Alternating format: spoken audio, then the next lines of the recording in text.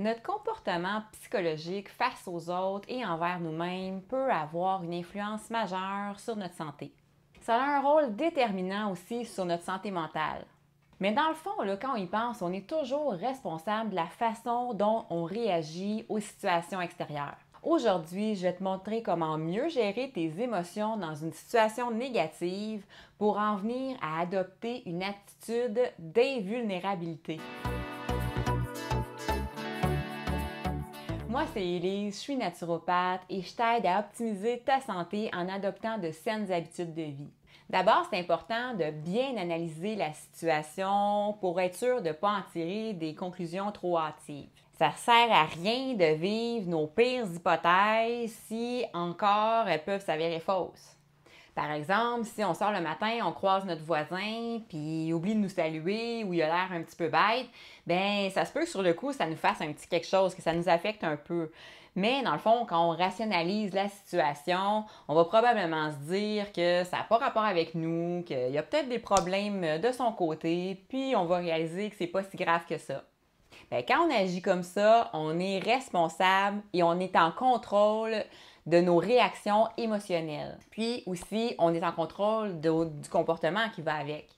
Mais si on peut prendre conscience de notre capacité à se raisonner, à se questionner, on va prendre confiance et bâtir notre assurance dans notre capacité à faire face aux autres. Puis ça, c'est sain, puis ça permet de développer un réflexe de distanciation. Comme ça, on va être moins affecté par le comportement des autres. C'est sûr que des fois, il y a des cas vraiment plus sérieux là, que mon exemple du voisin de tantôt. Tu sais, dans le fond, la possibilité de rencontrer des personnes qui sont foncièrement malhonnêtes, désagréables ou hostiles ou encore manipulatrices est jamais écartée. Quand il y a une situation comme ça qui se présente, c'est clair que c'est plus difficile de garder son calme. Des fois, on peut perdre notre sang-froid, riposter, puis se sentir légitime de le faire. Mais c'est pas nécessairement la meilleure chose à faire parce que ça peut engendrer une escalade d'arguments et même des fois d'injures, puis on sait jamais, ça peut mal tourner. Donc, continuer de nourrir la mauvaise entente, créer un cycle malsain qui épuise et endommage notre santé physique et psychologique.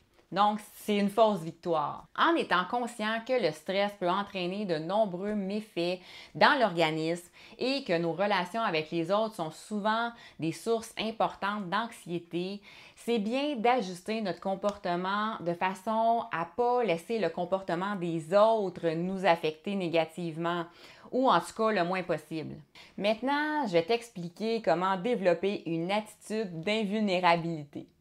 Dans le fond, le but, c'est d'enlever le pouvoir à la personne qui nous a fait du mal. Ça se peut qu'une personne soit trop ignorante pour comprendre la portée réelle de ses actions et de ses paroles ou qu'elle soit trop égoïste pour s'en soucier.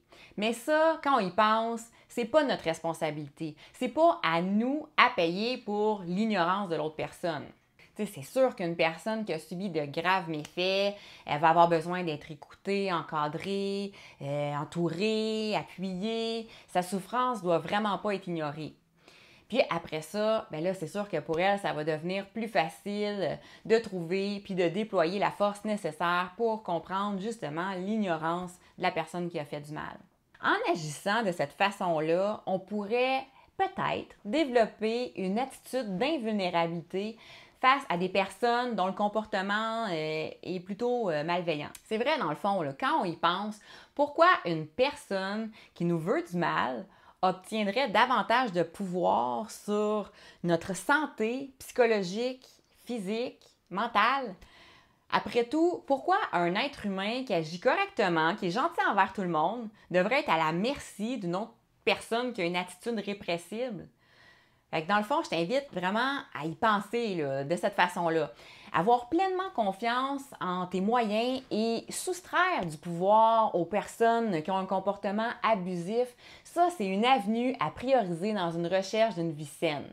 Je sais que c'est plus facile à dire qu'à faire, mais vraiment, essaye d'y penser, puis je suis sûre que ça va t'aider à te sentir mieux dans ton quotidien et à passer à travers certaines épreuves dans ta vie.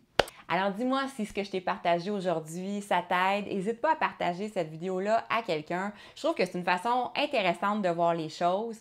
Et puis, en terminant, je t'invite à télécharger mon e-book gratuit qui s'appelle Habitudes pour améliorer ta santé instantanément. Je te mets le lien dans la description. Ça me fait plaisir de t'offrir ça. Fait que sur ce, prends soin de toi, puis je te souhaite une magnifique fin de journée, puis on se retrouve dans une autre vidéo. Ciao!